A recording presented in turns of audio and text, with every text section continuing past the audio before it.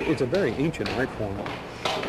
The English started hanging bells in the 13th century, and it became almost a competitive activity for them to get larger and larger bells and more of them. And as soon as you start getting a large number of bells in the tower, you start trying to figure out something to do with them.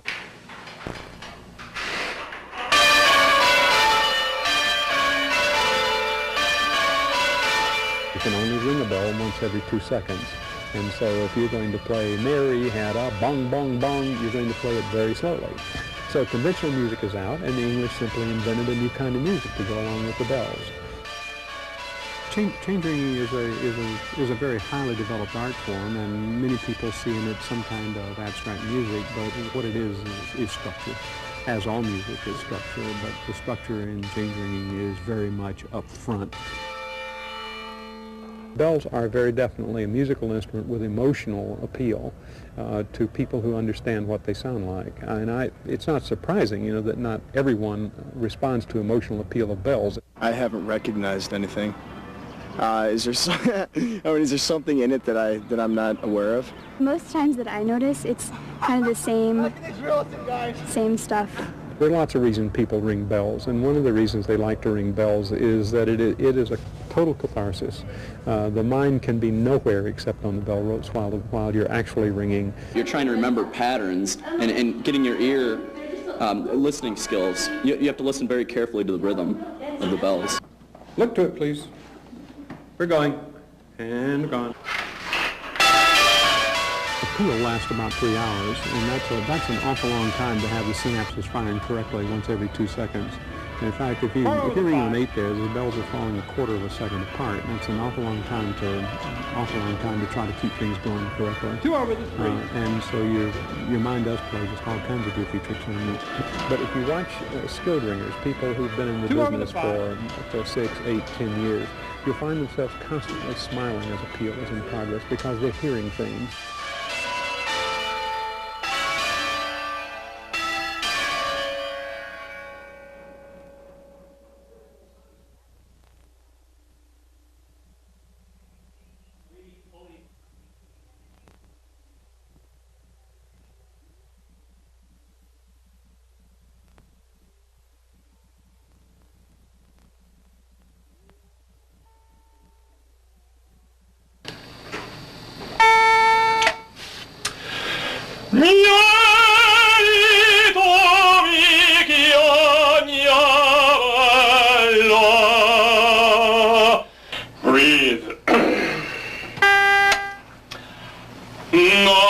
Walter McNeil ran from this job like you run from bullies. He sidestepped it like a chunk of bad sidewalk. He refused at first to do what his dad did. I saw the stress that it brought him. So Walter McNeil dashed off to the military, then dabbled as a drug agent. And guess what? He came back. Well, essentially what happened along the line was every time I'd go off in another direction away from opera, there'd be this big cosmic finger that came down and went, no, this way. And what did he get for all those years, all those dangerous years? He got a little perspective. I'm in the business of creating an illusion.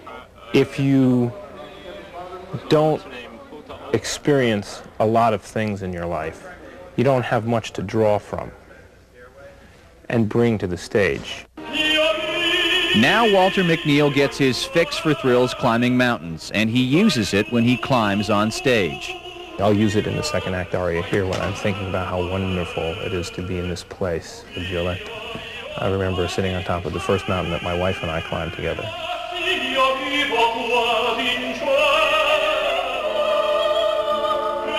When the lyrics of your life story seem to be written before you even warm up, when you break from the plan and return with some pain stored away in your memory, you could be Walter McNeil. And that could bring you some peace. If I go up there this afternoon and miss a high note or something like that, it's not the end of my career. The sun, by God, will come up tomorrow morning and it'll be a great day here in Michigan.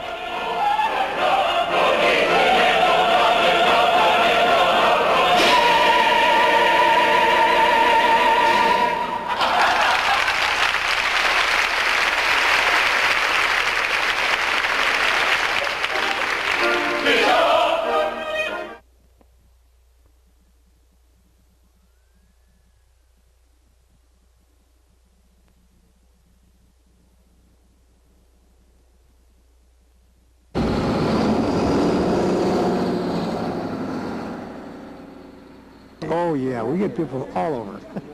Elkhart, Indiana. North Tonawanda, New York. We're from Toronto, Canada. Toronto. When you get this kind of traffic from Hill and Yonder, you tend to want to wow them. He's an artist. And you tend to want to accommodate them, these visitors. After all, who knows how far they've come to tiptoe through your tulips. A lot of Japanese. Japanese take up pictures. Pictures?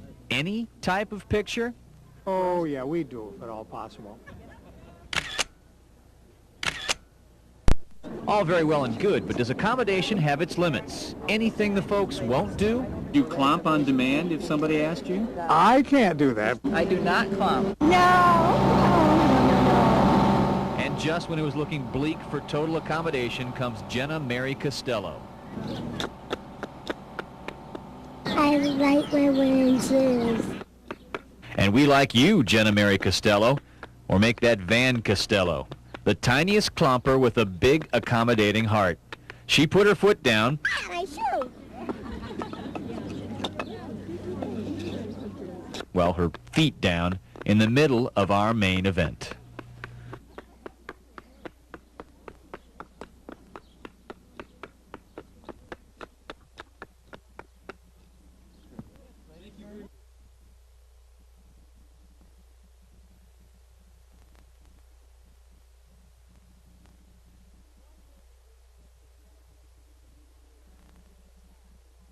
Do us a lot of good if it just flies through.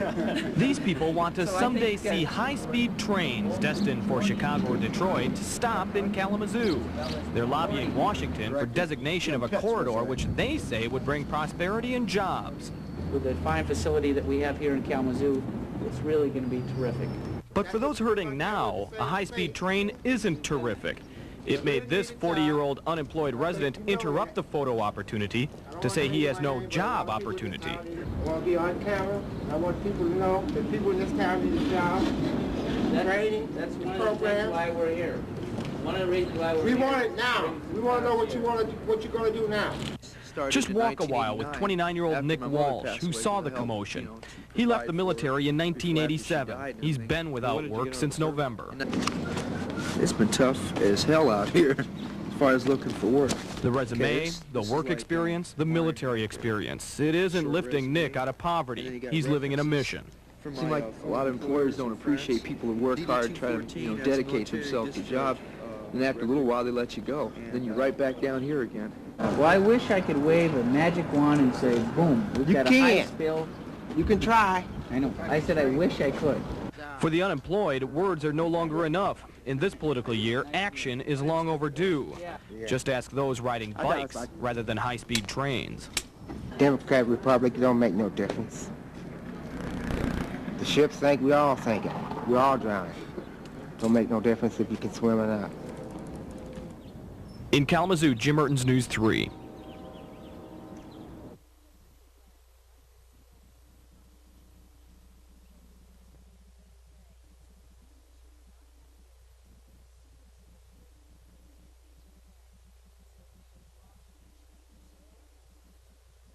Success. Thank you. Need a lot more touch-up than I saw. I thought I knew clowns. What's to know? A little lipstick, a little slapstick, a little fashion sense. That's the best part about clowning. If you look like an idiot, you take your makeup off, walk out, nobody knows it was you. I thought I knew clowns, but I knew nothing. Let's run down there right now and walk through it so we can see where the wires are. So here's a little known fact about clowns. Clowns and chimps don't mix.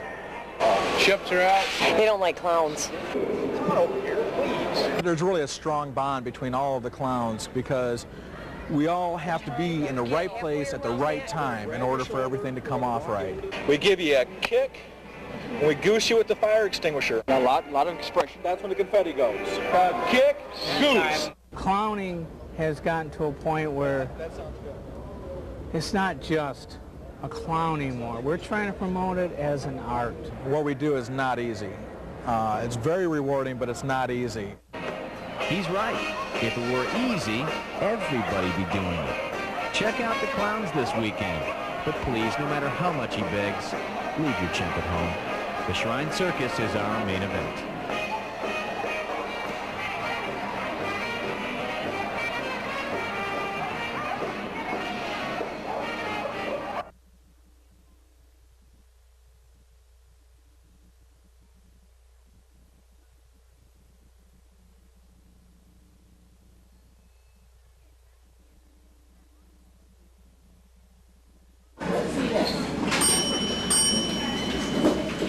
If you don't have a bag and you're using your backpack, you can get it from the closet when we start packing up.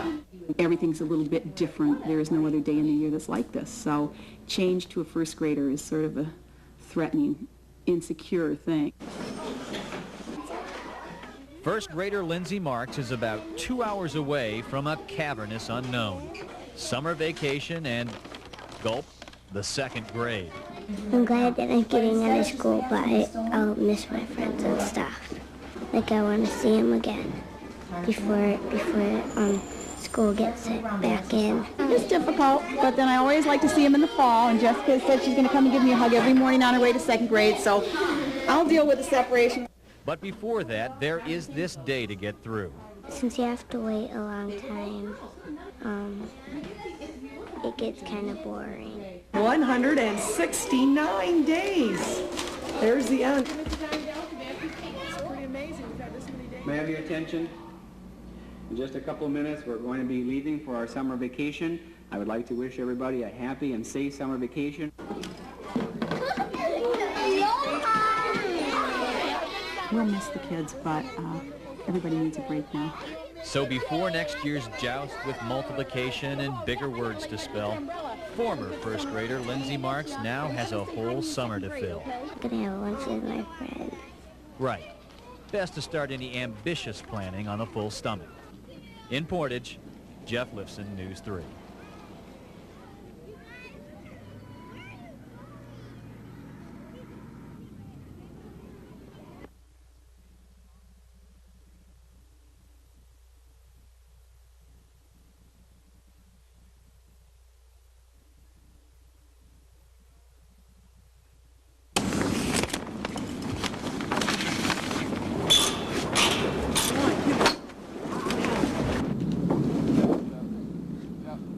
It's nice out, it's hot out, but it's kind of ruins the whole day because our greenhouses are wrecked. Just the big winds and stuff just knocked it right over.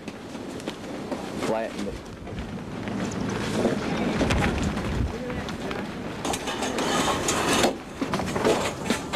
We got that other one down. Yeah. This is all my family. Nephews and great-nephews and cousins. And the Terpster family kind of sticks together when things like this happen. Well, we're trying to get all the wood together, try to save as much as we can.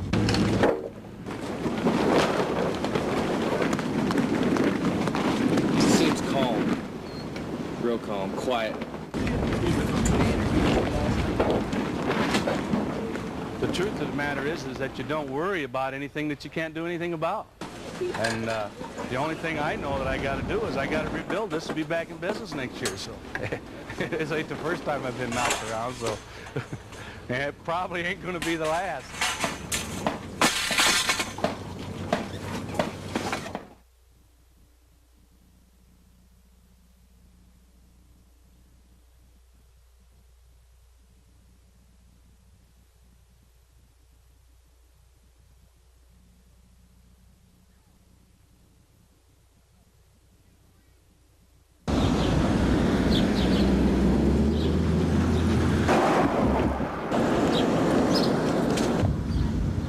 There's not as many trains going through like there used to be.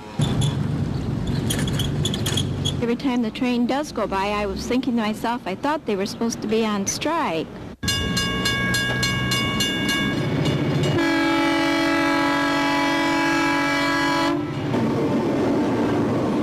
Later at night is when they run the most onto it. During the daytime, it's really not too bad. Usually the train coming, I like to peek out and see what they're hauling. Well, it's through like an earthquake happening, building shakes. What's going through here right now, you wouldn't think there was one going on. fact that you're conscious that there's a strike on, maybe you missed the trains. In the middle of the night, when it wakes you up, you don't miss them too much.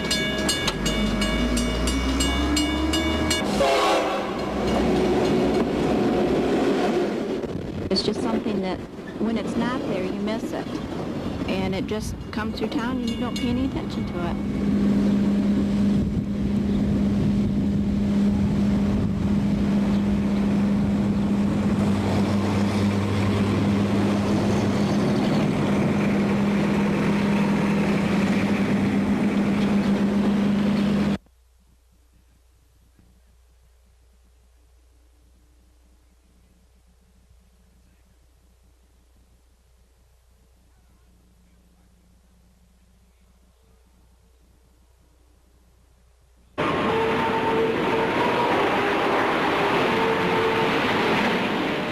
Italians are proud of their Frecce Tricolori.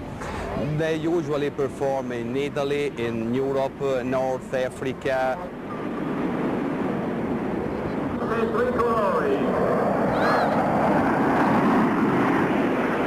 Frecce Tricolori, that means tricolor arrows. Tricolor because they are the Italian flag's colors.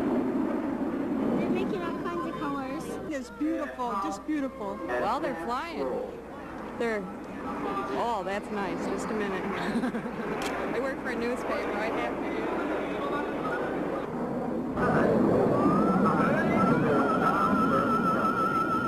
It's different. It's more acrobatic, really. Barrel rolls by the solo, slow rolls, very high speed. I don't understand flying, but I would never get one of those planes. Turning upside down, smoke streams. I like the smoke. They rolled. It was cool. This is pretty impressive. They just had a lot of airplanes, kept it real tight. Absolutely breathtaking.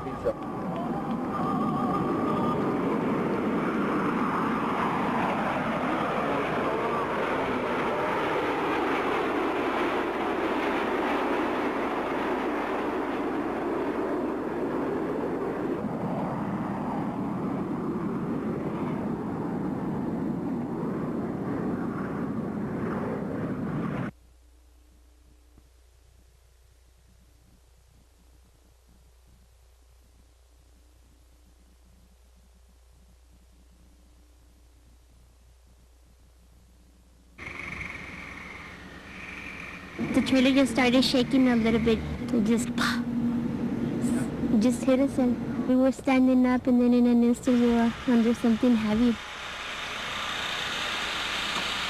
I've never been in this. This is the first time, and I've never experienced one. I'd heard, the roar and all that, and that's what it is. Just a roar, and everything just started shaking and rattling and flying, and part of the trailer was going.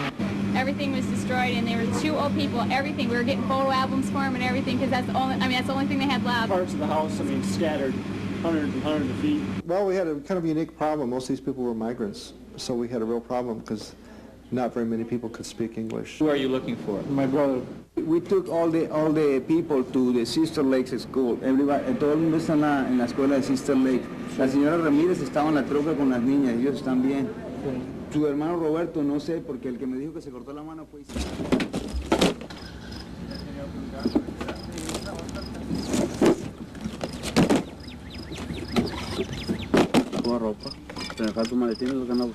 He's looking for some suitcases for some of his baby clothes.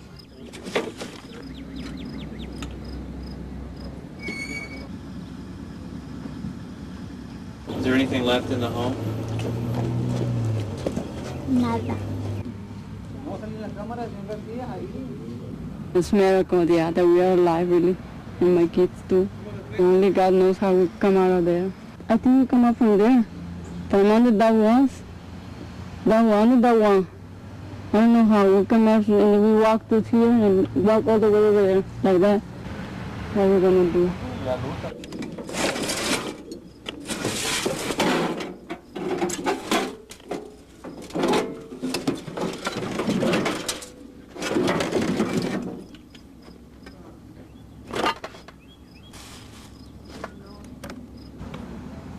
What happened there? Well, we were under the trailer when that happened. So he was protecting the baby, so he had the heavy stuff on top of him. The boss, he's gonna find us some trailers. That's what he said last night. So we can leave it. Maybe work some and go back to some other part of. So they're gonna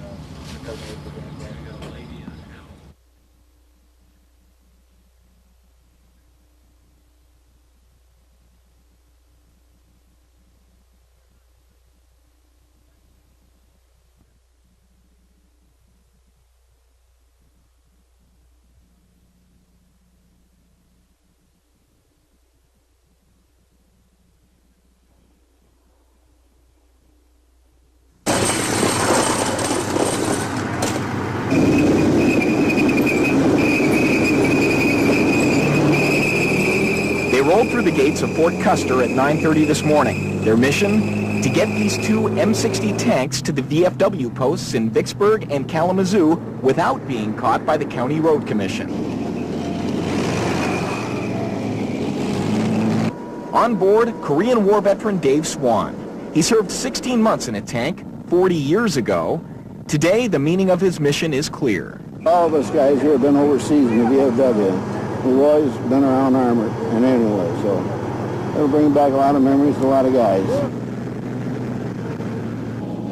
If I was coming the other way, I'd get out of the way, I guess. It's a lot of tank coming down the road.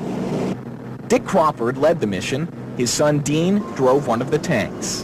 What was it like driving alongside cars and so on? Tricky. A little scary. You didn't want to run into anybody. Tell me when I get to the grass.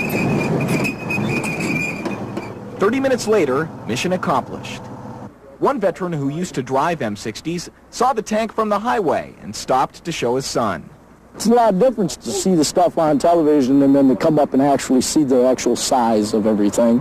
For Dave Swan, it was a second homecoming. 40 years ago, I rode my last tank, and I never thought of riding another one, but I did. In Kalamazoo County, David Winter, News 3. How did you find out about this fiasco? Sorry about your grass there. One of us.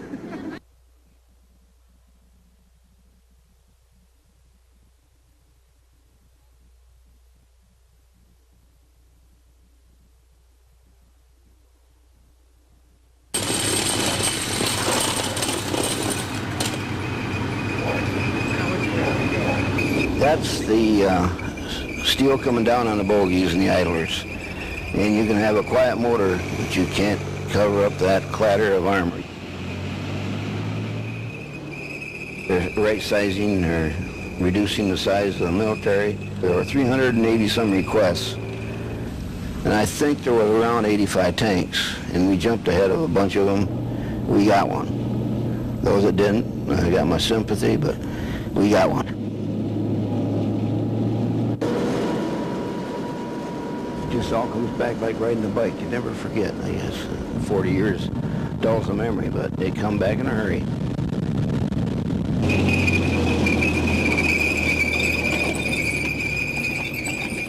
You guys ready?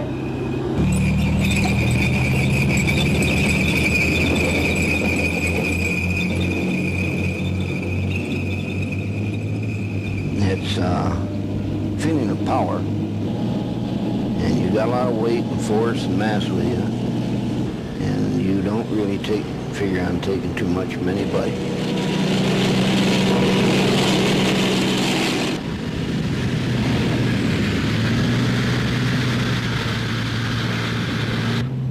To get that tank on a pad, fast as we could, no trouble, no breakdowns, no interference from whosoever might try.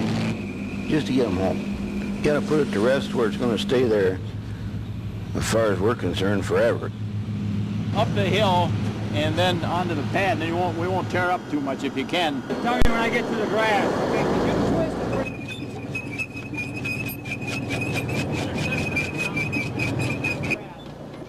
I never thought I'd see a tank at this post. Every time I go by a post with a tank, I stop and take a picture, man. Just take a picture of my own post.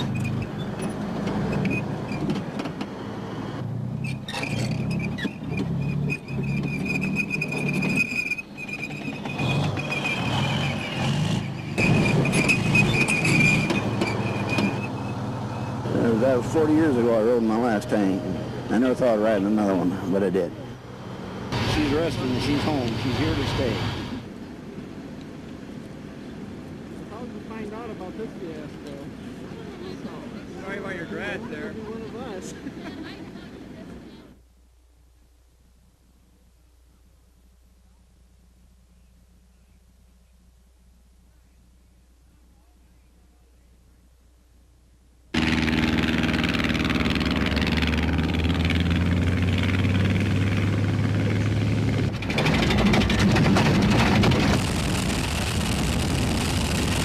Now we'll go up to 2,500 feet, and then we'll release from him.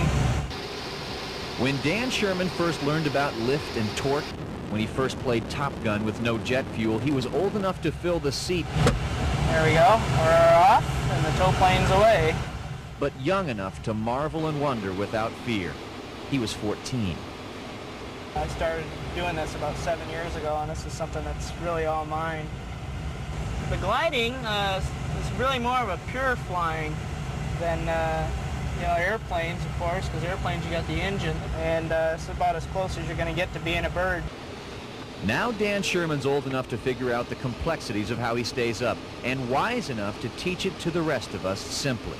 With the hot air, it's the lifting force, you know, up you go. In case you need it, here's some more detail.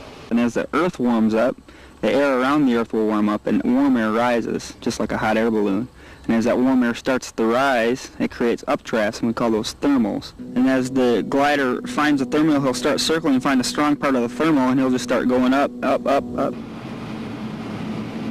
Thank heaven for lift for Dan Sherman, for the chance to sprint across the sky and leave nothing more than a whisper.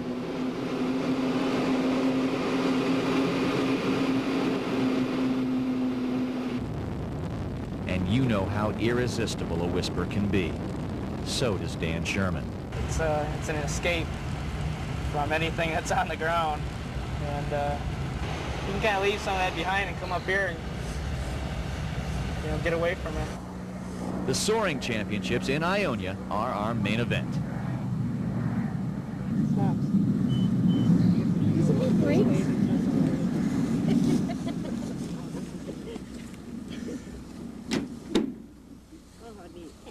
He's still smiling. Yeah, he is.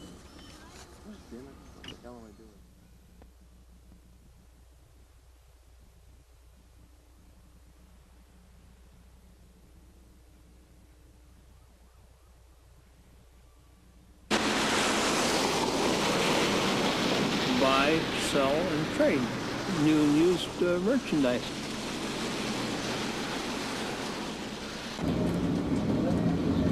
We opened up the front yard with a just kind of a yard type sale, and we started in with a small amount of stuff, and we could see it was developing into something besides a yard sale.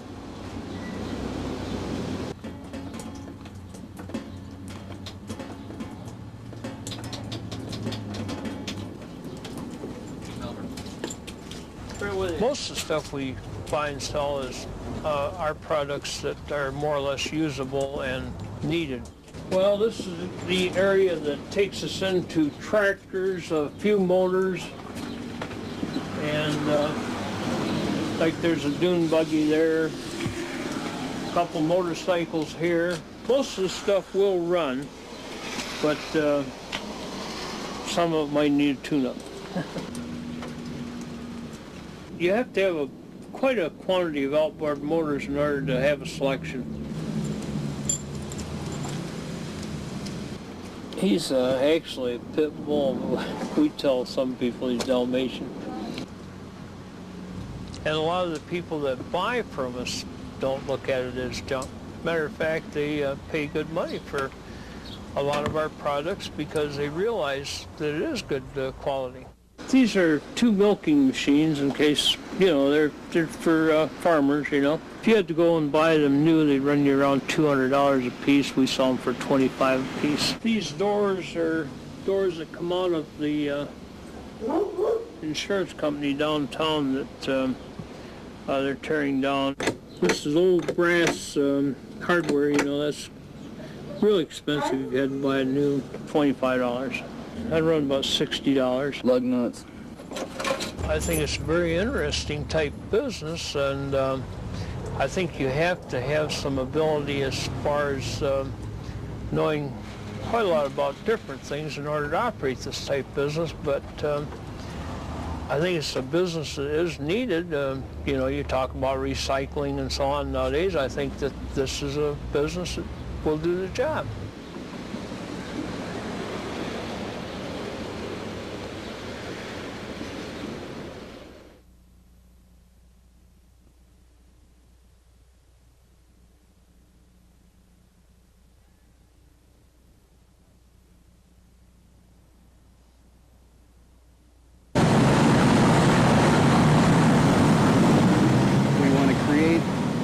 Linear motion and then be able to just put it in the environment and make it all kind of work together, make it dance. We stop when it looks good. Keep an eye out for imperfections too. Yeah, it's a non-traditional art form, but in many sense, if people would really look into it and spend some time thinking about it, they can see a lot more to it than just a simple set of tubes, you know, inflated over a grassy knoll. Just a big, long snake balloon. That's what it looks like. It's different. Ain't never seen nothing like that. Look like it take off. Round, long, tubular, plastic-looking balloon. I think if the wind was a little stronger, it'd be more interesting. The colors, the airiness of the balloon sculptures, it's rejuvenating. Create a unification to unify the environment with people that are around. One of the important things is the scale of the art. That people are more impacted by the grandiose nature. Such a large space is overtaken with something that is so foreign. I don't know what it is, no. What is it? See-through hot dog. Look like a bunch of hot dogs. The biggest thing is everyone's always trying to understand it. It's like, for the most part, just enjoy it. And you know, if you have to understand it, well then seek that knowledge. But until then, just enjoy.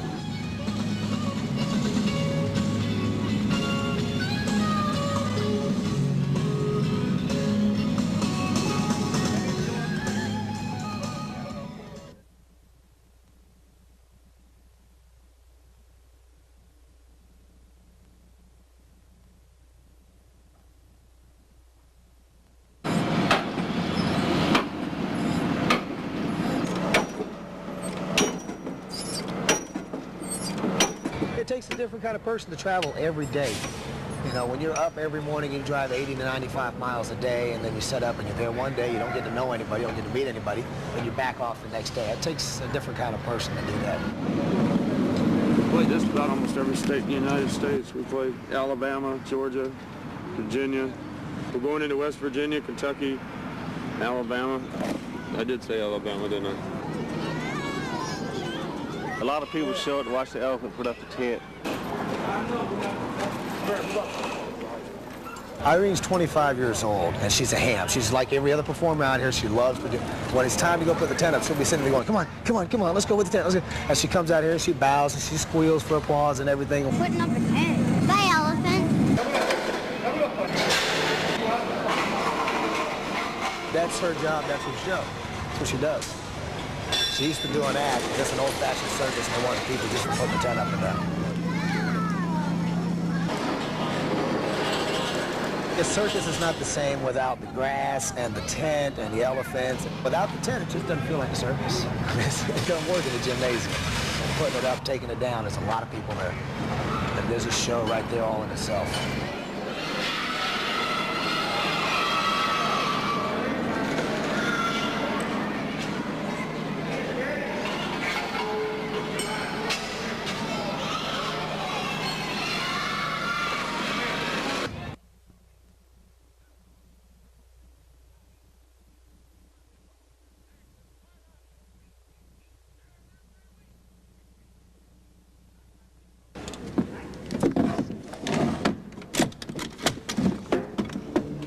I was first attracted to my mom's kitchen with all her pots and pans, and when I just dented them up like you can't believe, Mom said, hey, we got to get a drum for this kid. Mark Guthrie rose from pots and pans to kettles, timpani drums, rose from a little boy alone amidst the cooking utensils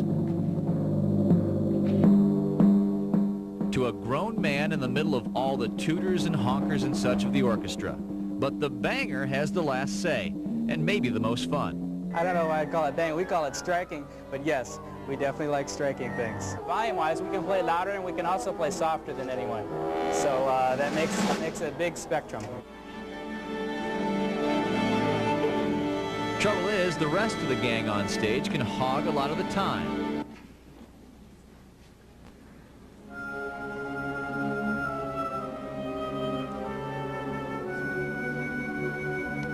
For example, we're now a couple of minutes into this Shostakovich thing, and Mark, well, he waits and counts. If you mess up, boy, you know, you've messed up your 2 notes for the night.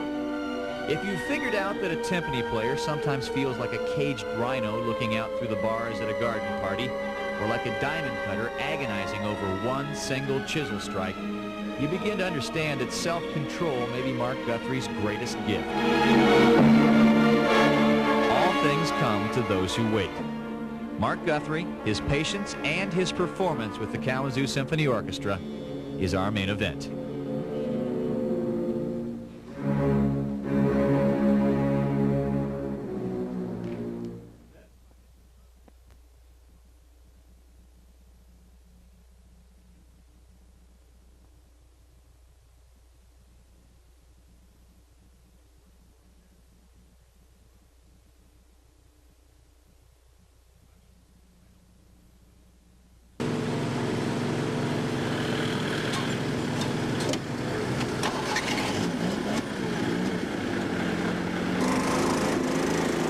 Superintendent out here comes in and gives everybody their morning assignments, and just head out the door, get to the golf course, and ready for play.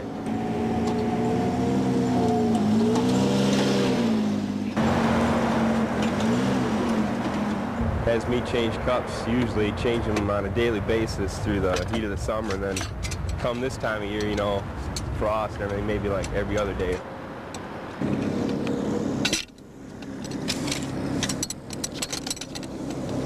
When I told my dad that I changed cups, he didn't, you know, he doesn't play golf, and he didn't even know that we changed cups, so.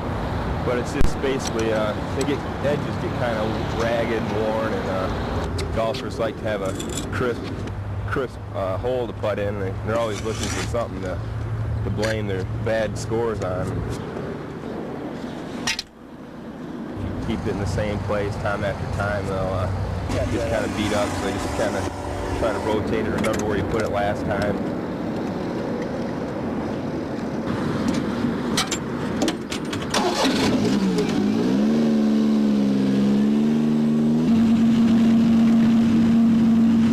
It's beautiful out here. I mean, it's best when there's usually like a light fog or something and sun coming up. I think it keeps you sane a little bit, you know.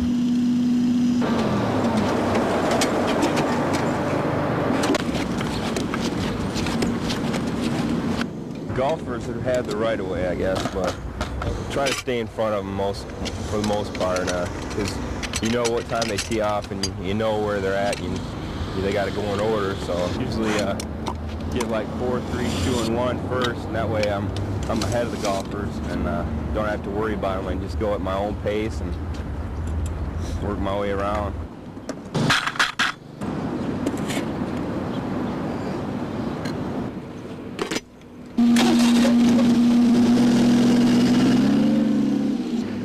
Other people might think that other things are important, like, you know, selling merchandise and everything, but the way I see it, I mean, they're not going to come out here and play if the course isn't in good shape, and after a good hard day's work, driving around and looking at the course and everything looks good, and sometimes want to come out here and play, but, you know, usually pretty crowded, so just have to wait to see it the next day.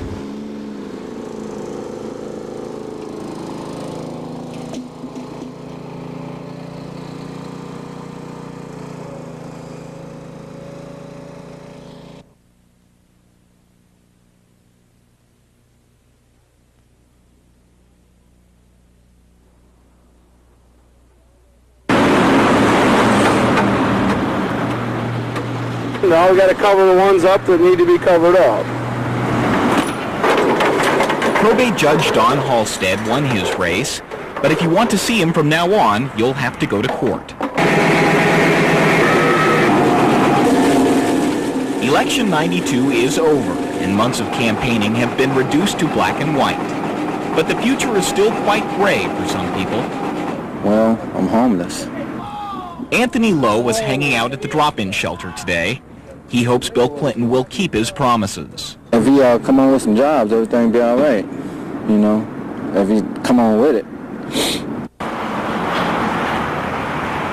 We were due for a change. You know, I think we're long overdue for a change. Poor Richards Cafe. It's time to look ahead now. I'm glad to have him off the air for a while, too. I think we had enough politics. Right. Yeah. On the job. We're just going to go to hell. We're not going to pay twice as much taxes and not get anything back. I still believe in a place called home. In class, this Bush supporter learned a lesson in losing. I think he will make the right choices. It's something this billboard man is also wondering. Time will tell if we made any mistakes by letting Mr. Bush go. In Kalamazoo, David Winter, News 3.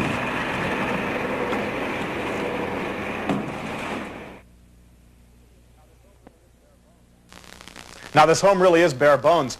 The people that are going to buy it had to throw in an extra $1,000 or so for the appliances. And joining me now is Mick McGraw. He's a Grand Rapids builder who was on the task force that set up these plans. Tell me, what do you have upstairs? Upstairs we have a nice living room, dining, and a kitchen area. Down the hall we have a bathroom and a master bedroom here. It's about 11 by 13. Nice size. And here we have a smaller children's bedroom. What do you have downstairs? Downstairs, it's available to be finished, expanded to 2 more bedrooms, a bath, and a living or another family room or rec room. Now, one thing that makes this house so affordable is that it's on a $4,000 lot. Is it reasonable to assume that you can find other $4,000 lots to build? Very difficult to find $4,000 lots. That's one of our problems, is not having available land to build houses of this size on. Now, another problem you have is not just the zoning laws, but you have a lot of people that don't want affordable houses like this in their neighborhood. What are you doing to fight that? We're trying to get people more informed, to find out that we do need to have affordable housing for everybody, and getting people on that first rung of ladder of success by buying a home is very important to our whole community. All right, Mick, thank you very much. That's Mick McGraw, Grand Rapids home builder. And Harry, that's it. We're coming from the most affordable house in all of Grand Rapids. Back to you. Pretty impressive, John. How does this program compare with other programs like it around the country? Well, no, we checked with the National Home Builders Association, and there are programs like this in other places. What is unique about this one, however, is that the government is generally not involved in it. Most of the other programs around the country have homes that sell for a little more money, and the government is involved in some way. This program has so far generated a lot of response from home builders, not just in the United States, but really all over North America. So if it's successful here, I think we could be seeing it springing up in a lot of places. And John, what are we going to see tomorrow? Tomorrow we're going to go through the home of a person who is an avowed cheapskate. We're going to look at all the things in her house that help her to save money. And Harry, some of those things are really quite surprising. I'm looking forward to it. Guaranteed to be money-wise, I'm sure. John Stair, thank you. Absolutely. Paula? Thanks, Harry. 14 and a half minutes after the hour. Coming up next, some serious questions.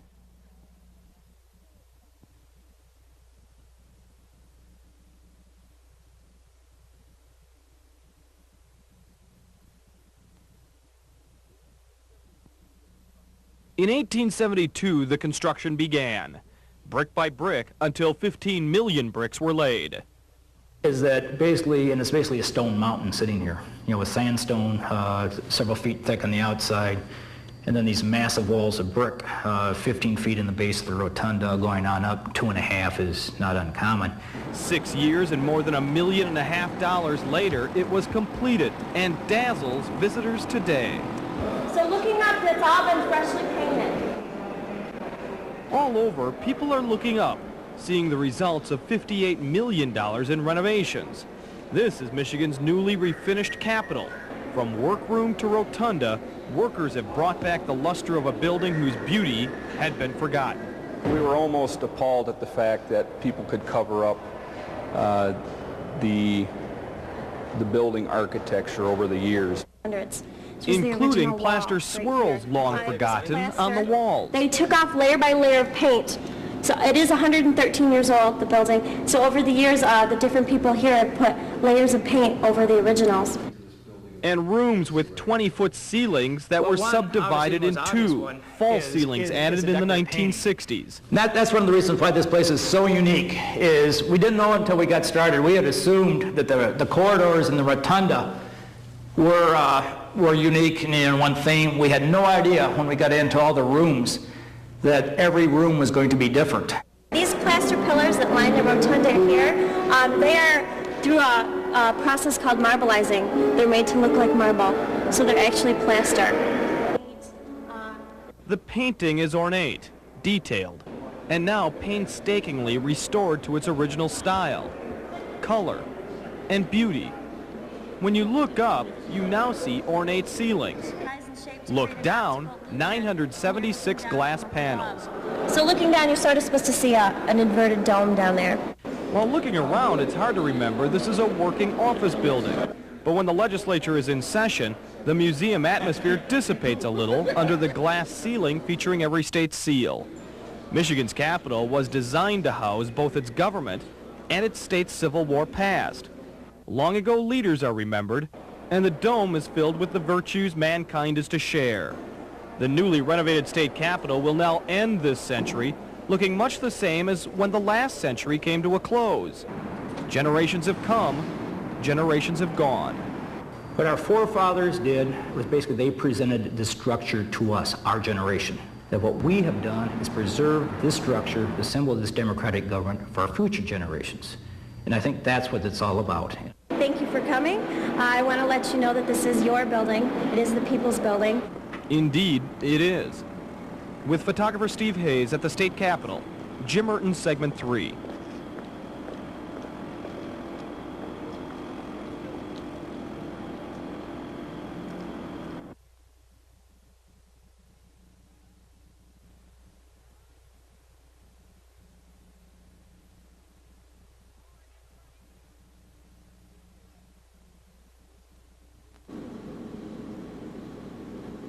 My name is James Beadle. I work for General Motors, and my hobby is making dollhouses. It's not Santa's workshop, it's not the North Pole. It's Jim Beadle's basement in Portage, but you wouldn't know it by listening to what's going through Jim's head as he builds his dollhouses. There's too many kids out there that need stuff that don't have it. Jim has built 11 dollhouses and donated them all to the Toys for Tots program. You know, there's a lot of families out there that has daughters that don't have much, so I thought I'd start doing it. Jim says making dollhouses is not too different than his job at General Motors, the sanding and painting, the attention to detail.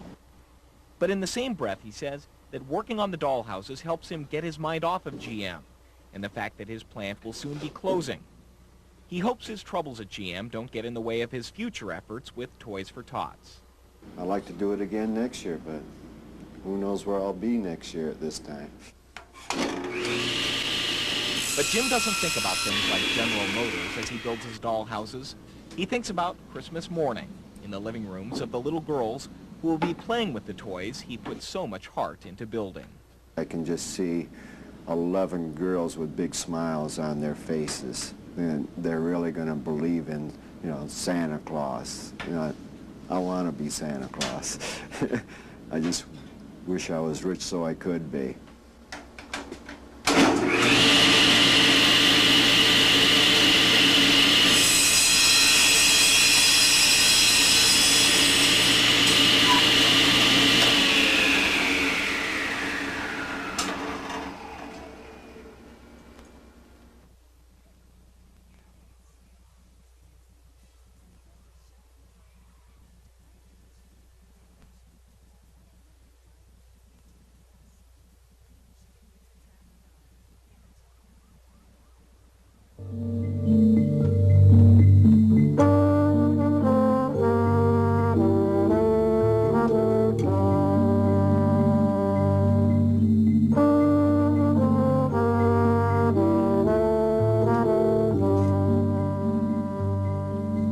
playing Christmas songs, jazzy Christmas songs on the piano one day and taking turns, and it turns out we all had a couple of arrangements up our sleeves, and so we just decided to make an album for our family.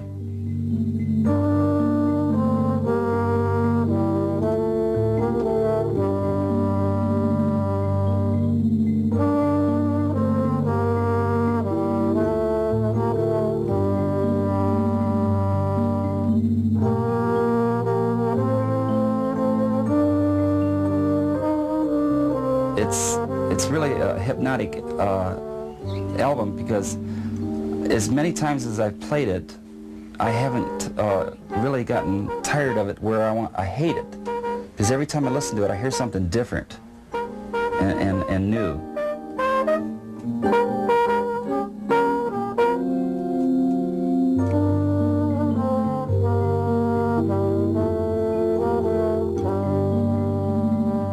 It's very rewarding.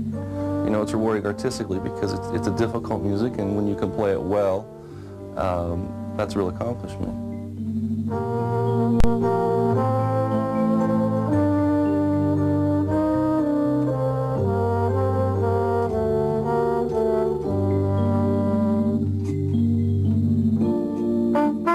When we heard herself on the radio, it was a great feeling of accomplishment, and it just made you feel like a kid on Christmas morning opening up all those presents all at once.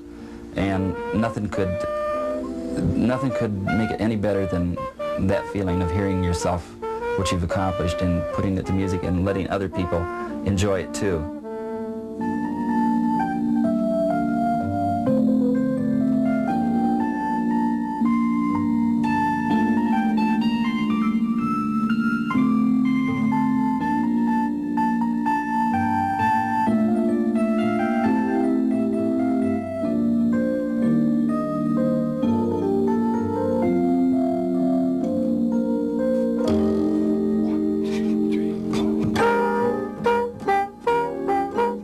There's a long honored tradition in jazz music of taking an established song and changing the chords, you know, reharmonizing and changing the rhythm. And that's basically what we've done. We took the tune and we were faithful to the original tune, except we reharmonized, put a lot of wild kind of different harmonies in there and sort of played with the time. And so it makes it jazz.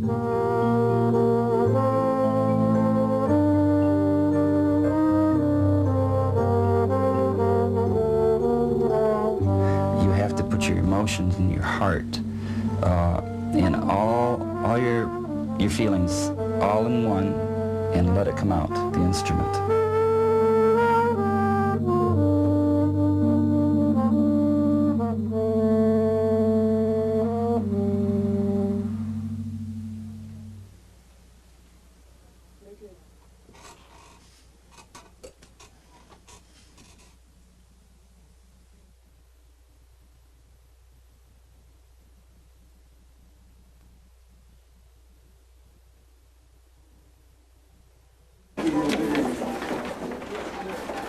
Really, the trick is two-sided tape and having good quality paper, having it cut to size. More than the actual wrapper, it's probably the equipment they have to use. Gilmore Brothers Department Store is one of those places where Christmas time means helping customers wrap up their holiday shopping. And this year, Carol Carr is helping to man the table at Southland Mall. Usually mornings when I first get here, I just barely have enough time to get my paper cut and some bows done, and people are here already. When the line forms, Carol says the majority of those waiting are men. Are you a good wrapper yourself? I'll get by. Yeah, it's not my bag. It's not your specialty? No. Their comment is always, you do a better job than I, and I hate to do this. And I've had men say I won't shop at stores if they don't wrap my gifts. And though there are those who have no interest in the ritual of the wrap, others are transfixed. 3-month-old Mitchell Castleberry is one of those guys who'd rather watch others wrap the gifts than wrap them himself. This is Carol's first year at Gilmore. She hopes it's not her last, though wrapping can leave a lasting imprint. My hands are always red when I leave here, and I see red paper and green bows all the time. She was once brave enough to count how many gifts she wrapped. 82 in probably a little over 3 hours, and that's the only day I've ever counted because that was so many I didn't want to know again. It's just fun to wrap them and not know how many you did. And as Carol finishes wrapping presents at work, she can go home to rest, right? And I have to do my own at home. Nobody else does them for me. Carol says her favorite part of the job isn't the tearing, the folding, the taping, but the short time she has to greet customers and say 7 simple words. There you go. Merry Christmas. Thank you. With photographer Steve Hayes, in Portage, Jim Urton, segment 3.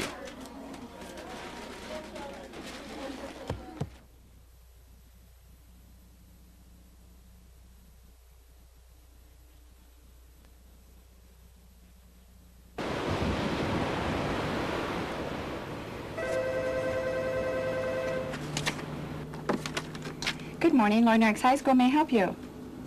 I'm sorry, our school system is closed for the day. We'll be in session again tomorrow morning. We have had bad weather here.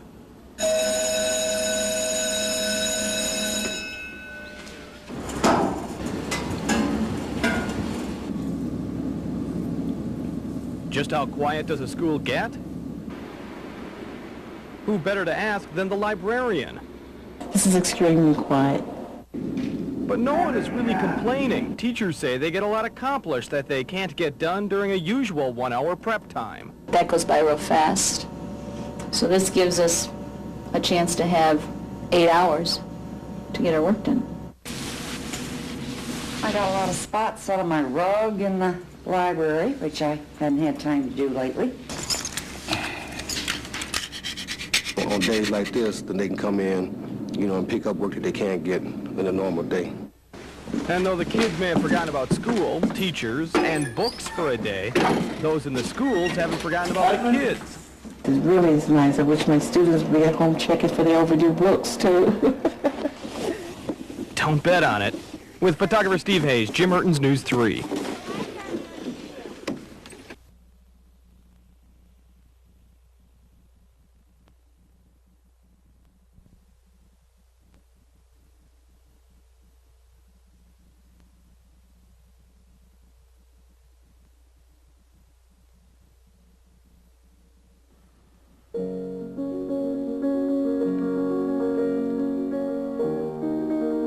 Sometimes I wonder if I hadn't moved to this country, I might not have been where I am now.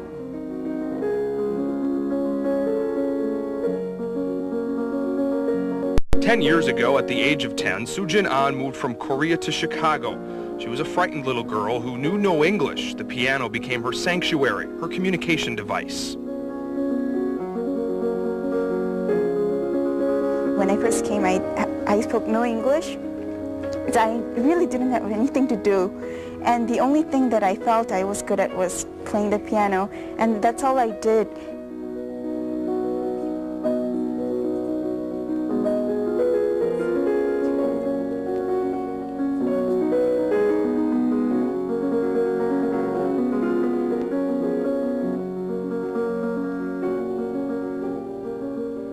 I don't think about anything. I just feel the music because I don't think when you're feeling so much there's time to think.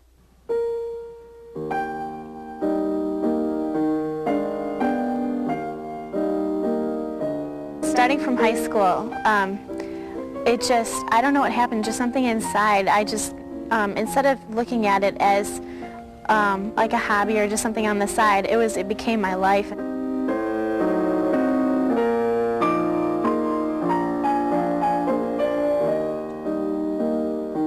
Andrea Schneider also began molding her craft in Chicago, starting when she was just 4 years old, blowing away kids twice her age with her precision and style. My parents balanced it pretty well. There would be a time to practice and then a time to play, and that helped out a lot because I would always know that there was something to look forward to after I practiced. I've been told, you know, a lot of other people, when they hear me, something inside them just sparks, and I enjoy making that connection with the audience where I get this work and then they also feel something inside too. I enjoy performing, and it's very exciting to to be in a large hall with a very, hopefully, responsive audience. One of the charms of the Gilmore Foundation is they like to have some fun with their scholarship winners. Anders Martinson of Santa Monica, California was told he was participating in a TV documentary. When he arrived for a meeting late, he was told he won a $15,000 scholarship. I was, totally shocked, and it was pretty funny. I was just sitting there. They told me afterwards. I just stood there like this, like for the longest time, like, oh my gosh.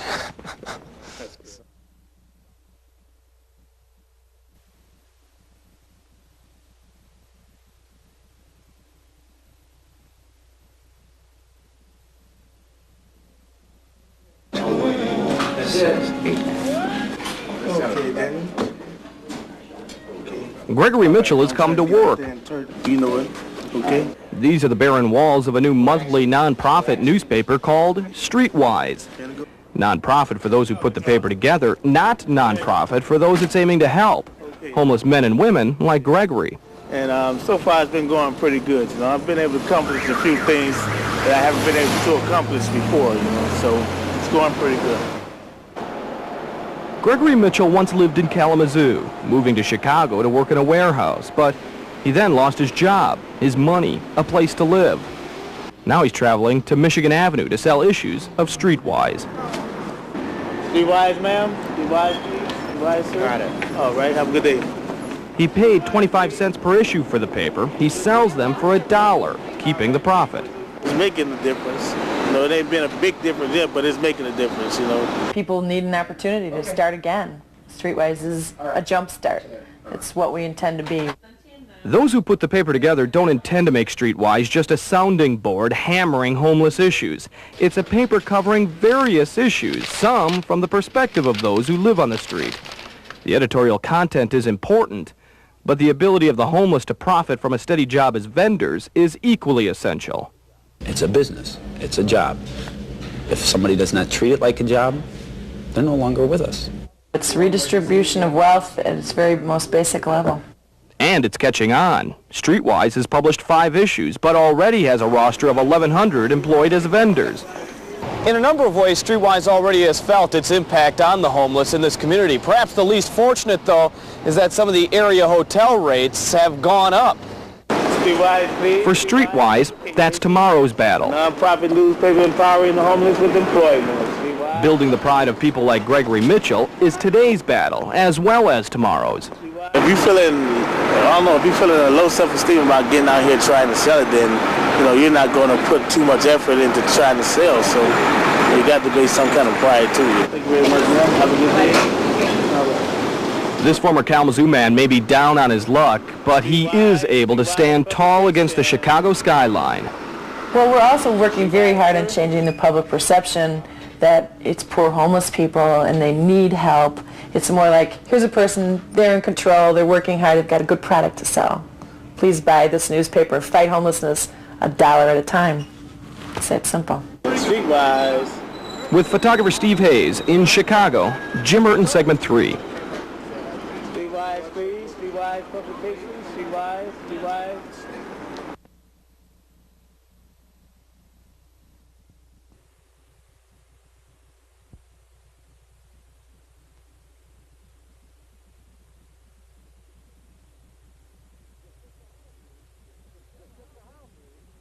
Just shook the house. I figured something blew, but I didn't know what. Remnants of a Van Andel propane company truck lay in flames, moments after a Chicago to Detroit train rammed into the tanker, which officers speculate was a quarter to a third full. I got up immediately and I was waiting for a ball of flames to come through the train this way, or I was waiting for the thing to start tipping and derail or something. It didn't. But workers did need to use torches to cut the engine free after it wedged onto the tracks due to the impact. The immediate blast from the tanker truck hit the engine compartment with incredible force. The explosion blew the windows out of the engine and also the sides off the engine compartment. He's very lucky it was propane ignited as fast as it did. If it had been fuel oil, he wouldn't have had a chance. Passengers aboard the Amtrak train say they felt the impact of the accident, then could only see flames. It was big fireball. And we just saw fire coming through, fire all up the sides. You ever seen anything like this? No, baby, not ever in the history of my life. And we going to a church conference. Sean Phelps had just boarded the train in Kalamazoo, ready for a 20-mile trip to Battle Creek. I was sitting down to just open up and pop, and then boom, and then I dug down on the floor and I saw the flames and everything going by the window. We need another person to help the lady here. The train's 45 passengers and 3 crew waited almost 2 hours before they could leave the train for waiting buses.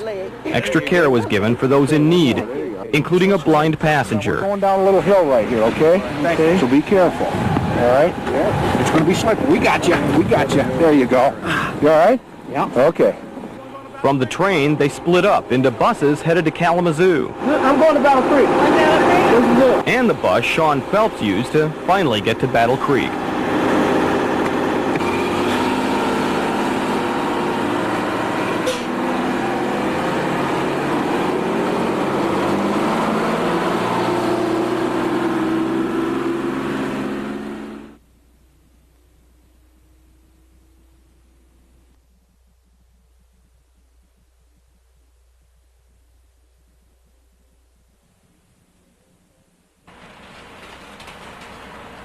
I've always followed the path of least resistance.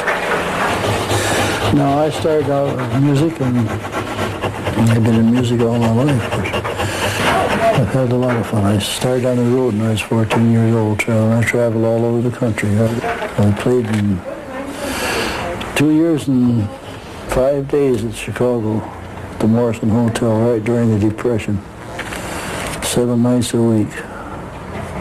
I had tailor-made overcoat, tailor-made clothes, a brand new car. People were standing in the bread line.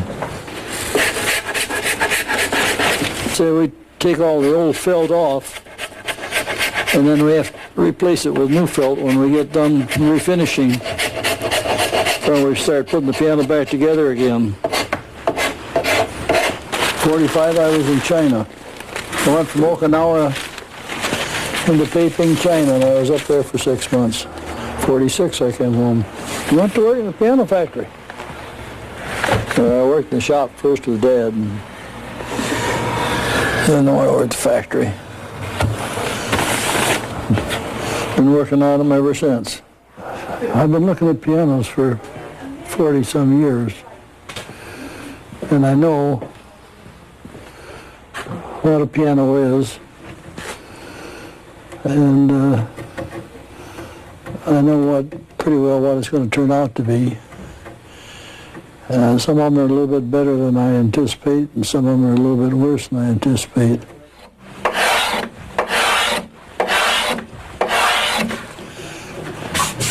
You learn by doing, and if you can get in somebody that knows what they're doing, why, it's like when I was working for the old man, like I say, everything I did over again. And there was a lot of things I did I couldn't understand, and when after he passed away, why, I tried to do it my way. And I found out he had a reason why he was doing it his way. We take these bass strings out first, when we're taking the strings out, and we string them up so they're in order. You keep them in order. And we send them into the factory. And the factory makes us a set of duplicate set to put in the piano. Every time we get a set back, there's a tag on it, a yellow tag. I've kept over the tickets on this over the years. I don't know, but it's pretty close to 500 or 600 tickets in there. I had to count them here the last time. The pianos have always been a lifetime proposition. If you bought a good piano and you took care of it, your grandchildren could be playing on it. Heavier your piano is, the better tone you're going to get out of it. And this one's got a big tone. It's a semi concert, and That's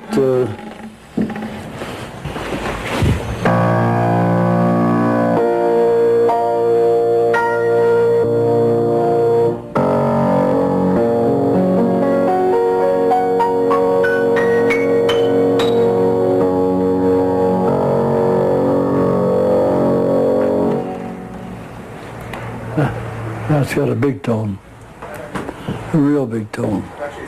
It's a good piano.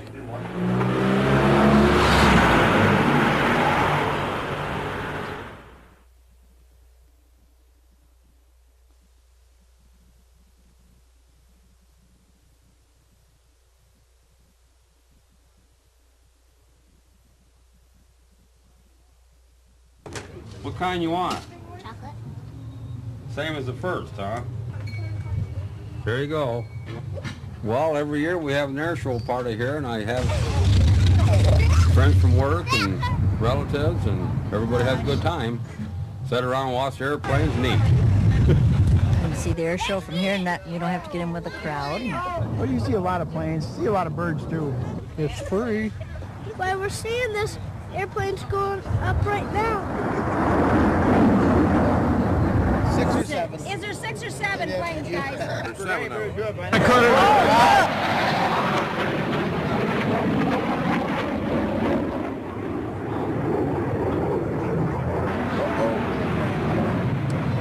You hear them and you think they're there, and sometimes you turn and they're not, they're behind you. Look ahead of the sound.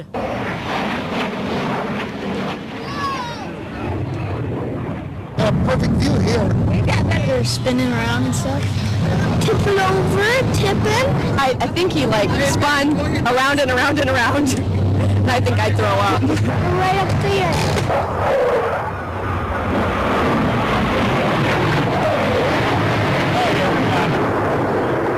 Think of 20s now?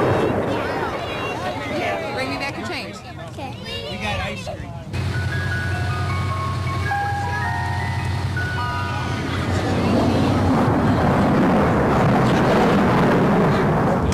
Ninja Turtle. Look what he has. Whoa, Rio Thomas!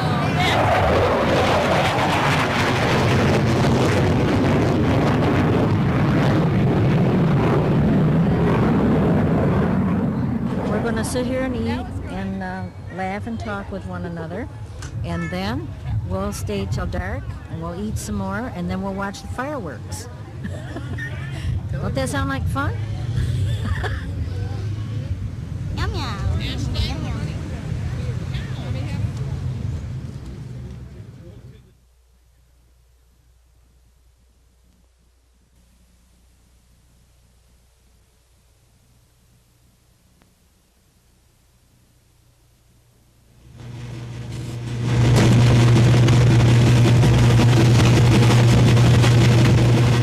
Welcome to Binder Park, Part 2. Possibly the biggest day in the history of the Binder Park Zoo. There certainly is a feeling that something big is afoot at the Binder Park Zoo. Trees are coming down as a $13 million expansion begins. But while we begin a tram ride through the new territory, I can't help but to feel an eerie sense of deja vu, like being on a movie set or something. Hey, Greg, what's with the barbed wire and the high fence? No. Don't worry, it's not something out of Jurassic Park. It's only the ferocious hammer-eating camel. Well, the new exhibit won't take you back in time. It will take you to another world, Africa. And we're actually at the edge of what will be the patio for the restaurant. And you'll have this view of the wildlife of Africa here in front of you. The 50-acre Wilds of Africa exhibit will make use of the natural landscape of this pristine spot, but you'll have to wait 5 years to see it. You'll be rewarded with just an incredible panoramic view of the Savannah exhibit with the giraffe and antelope and zebras and ostrich all out there in front of you. Sorry kids, no big dinosaurs, but the new zoo will be the 6th biggest attraction in Michigan, welcoming nearly 500,000 little monsters every year. In Battle Creek, Brendan Keefe, News 3.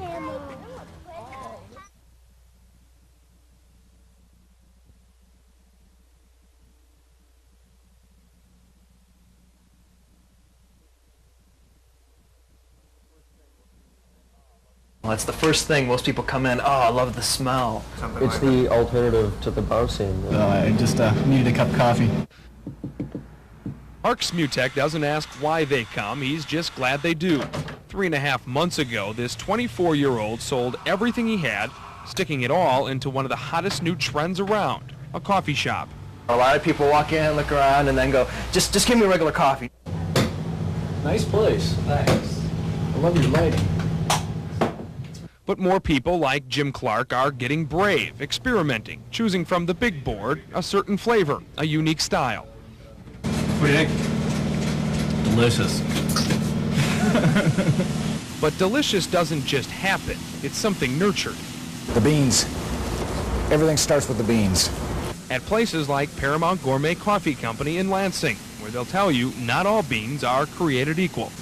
It was just something nobody ever thought of. If it was hot and it was black and tasty and it kept you awake, it was a good cup of coffee. It's not that way anymore. Coffee drinkers from all walks of life are learning it's the extra time spent roasting and blending that makes the cup. Overall coffee market is flat.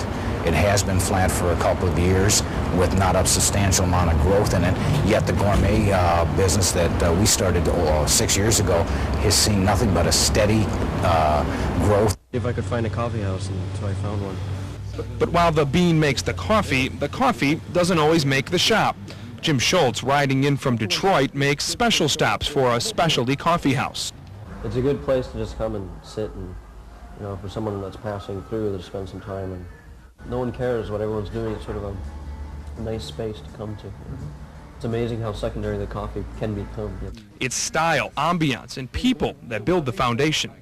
And we really needed things like coffee houses with music and atmosphere and some unusual spots to go, just, you know, have a relaxing time. With photographer Steve Hayes, Jamie Bowl, Segment 3.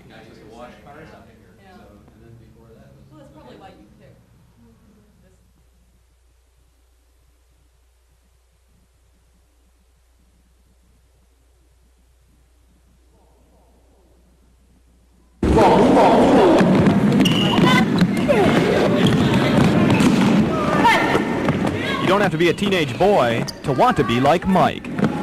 Well, he really got me interested in it because, you know, he's a superstar. And I think that by watching him, got some more interest and wanted to become a better player. For some of the Lloyd Norwich Lady Knights, Michael Jordan means more than basketball perfection. Because if you have someone like him to look up to, then you have a reason to do good. And to younger kids, Jordan's success is something to strive for. His personality, something to emulate, even after he's left the game.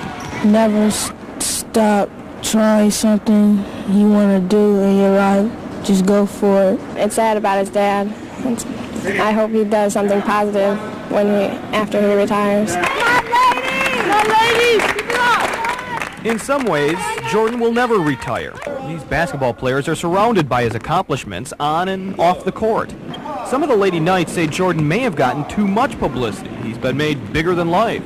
But does that mean he's not someone to admire? Oh, no, that's because he's like a role model to me. I think he's a very good person and a basketball player to me. Push it up, push it up. Coach Larry Green isn't the only one teaching the Lady Knights the basics for winning.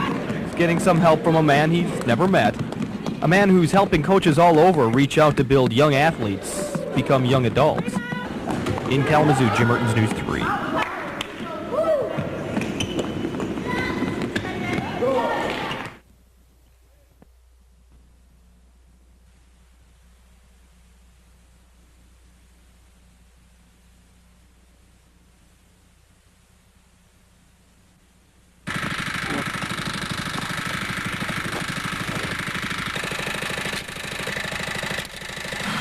It's the longest mile from the bed to the shower, but once you're up and awake, it's just a clean, crisp, beautiful time to fly.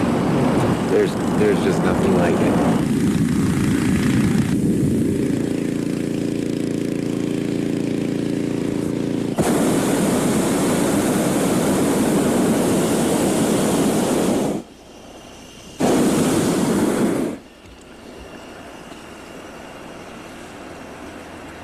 Oh, it's gorgeous. Just gorgeous. Still a lot of color. I thought that rain was going to knock some of that off. Yeah, we've just launched. We're about 4 miles north of the airfield, traveling northeast approximately 3 knots. It's a nice job. Everybody looks up to you. When they're coming into town, they'll honk at you and wave to you, say good morning, and just have a good time. It's a great way to advertise. Good morning! Everyone loves a balloon. Everyone, when they look up, they have a smile on their face, and they wave, and you talk to people, and it just gives a good feeling to the people on the ground. Good morning! Hi! Hi down there!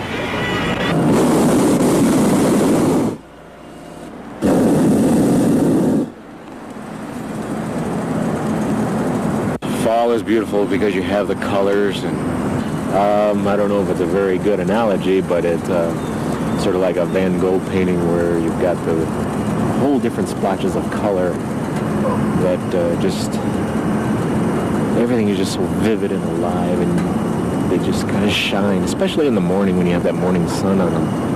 It's just, yeah, there's no justice. There are no words for it.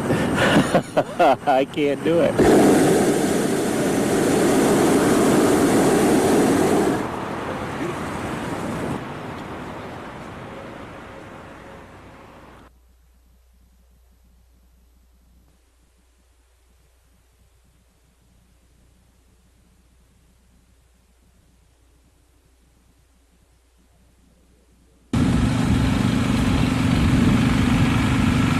I never thought I'd be able to do it again just after I got hurt. He may need a ride getting to the woods, but Todd Carlson is still a hunter the same as anyone. He just happens to be paralyzed from the chest down.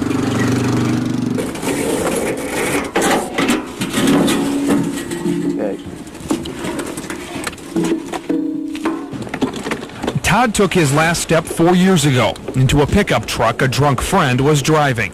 It rolled over, he broke his neck. Do you blame anybody? No, myself. I mean, nobody forced me to drink, so.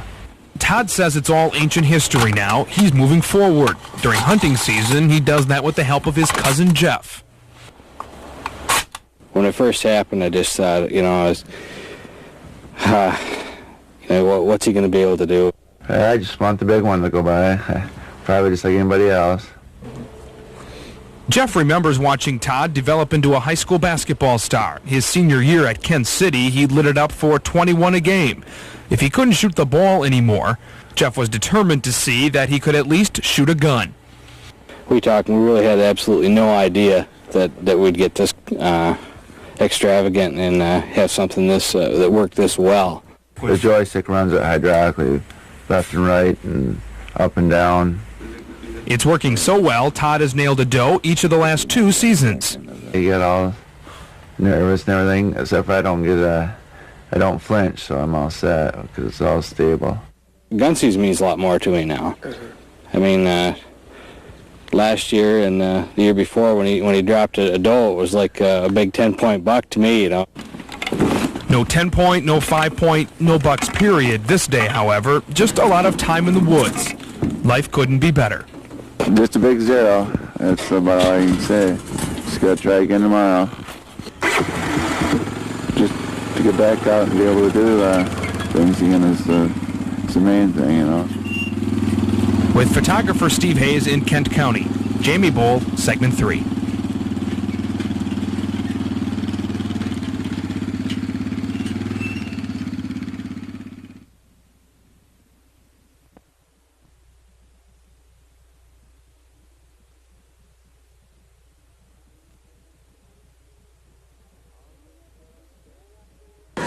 On the first day of Christmas, my true love gave to me a partridge in a pear tree. On the second day of Christmas, my true love gave to me 2 turtle doves and a partridge in a pear tree. On the third day of Christmas, my true love gave to me 3 French hens and a partridge in a pear tree. On the fourth day of Christmas, my true love gave to me 4 calling birds and a partridge in a pear tree. On the fifth day of Christmas, my true love gave to me 5 golden rings. Yeah, that's it. and a partridge in a pear tree. On the sixth day of Christmas, my true love gave to me 6 geese a-laying and a partridge in a pear tree. On the 7th day of Christmas, my true love gave to me 7 swans a-swimming and a partridge in a pear tree. On the 8th day of Christmas, my true love gave to me 8 maids of milky partridge in a pear tree. On the 9th day of Christmas, my true love gave to me 9 ladies dancing in a partridge in a pear tree.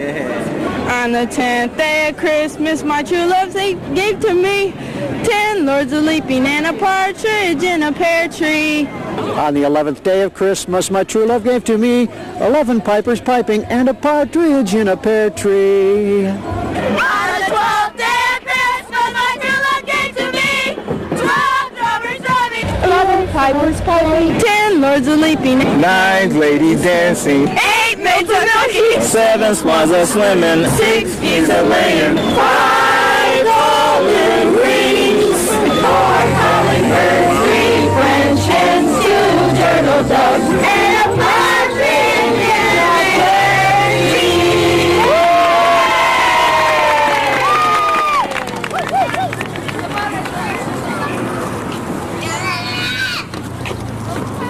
Just not enough. Lost the book?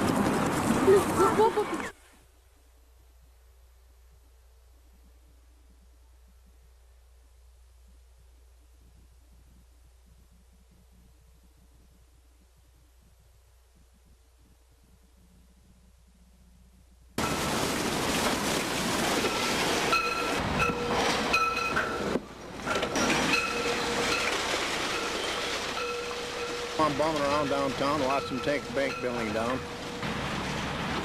And I come down every day and spend an hour or 2 down there and watch them. Well, they got a big old blockbuster up in the end of that crane and they're really tearing her down. Destruction. I like destruction. Violent. Yeah. They're making a mess. Looks like a bomb hit it. Watching history being torn down. I take a walk downtown about every day. I usually go down to see how the bridge is coming. Out of all the movies, destruction movies and stuff like that, say come down and watch it in person. Here it is.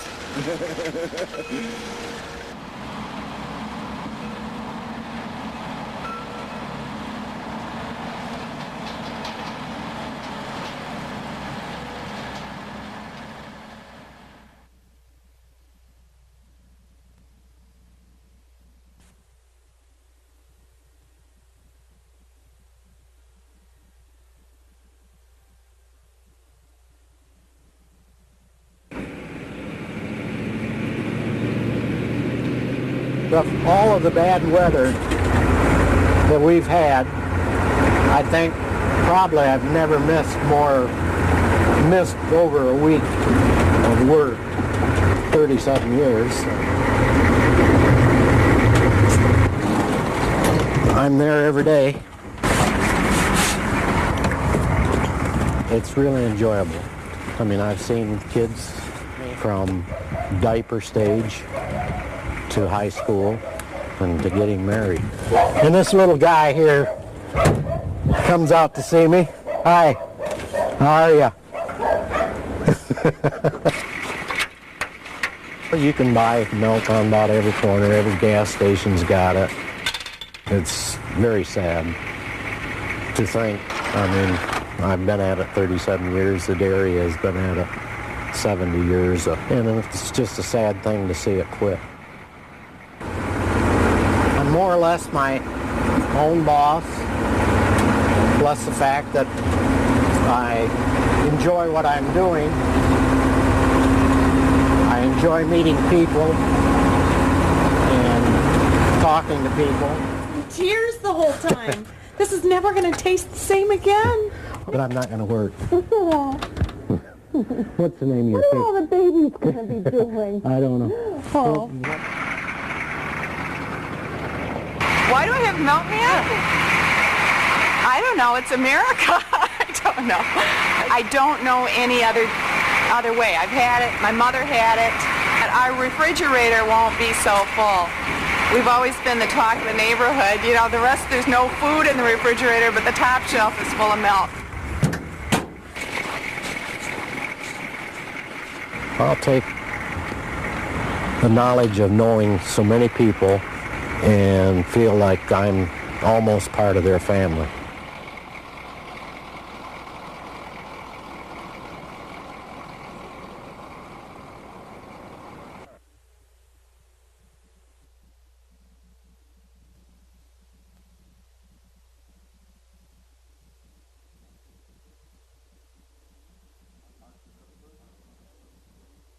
Arthur Kupfer.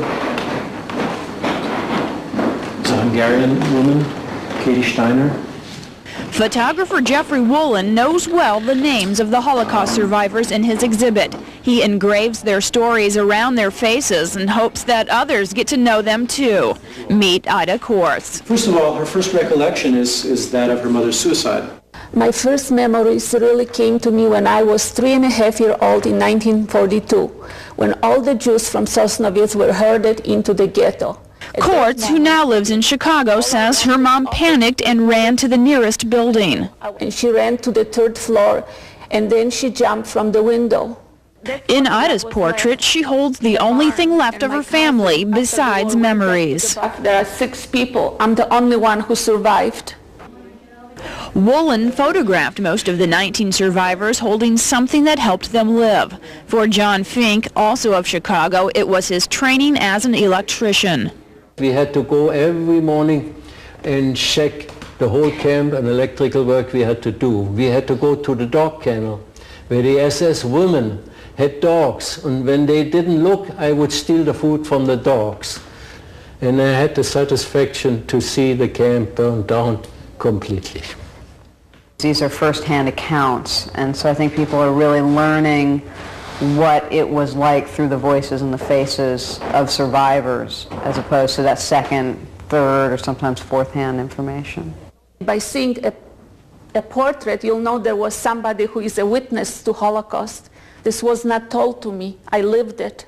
Every time to see the story, your own story and the story of other people's suffering, it makes you suffer again. I looked out the window and I saw all those cows. It was a pasture and people are leading a normal life, Polish people. And I say, oh my God, why couldn't I be a cow? I wouldn't have to run away now and leave my baby. Nobody would be after us. Why didn't God make me a cow? In the mid-1970s, Wolin documented events as a photographer with the Kalamazoo Police Department. Now his efforts are focused on documenting the lives of Holocaust survivors. Wolin hopes But somebody else who doesn't know anything about these people can walk in and receive something of the jolt that I received when I, met and spoke with these people. We are all up in age. In another few years, there would be nobody left of us who can tell the story. I think having a portrait when we're gone, somebody will read the story and think of us and hope that it won't happen again.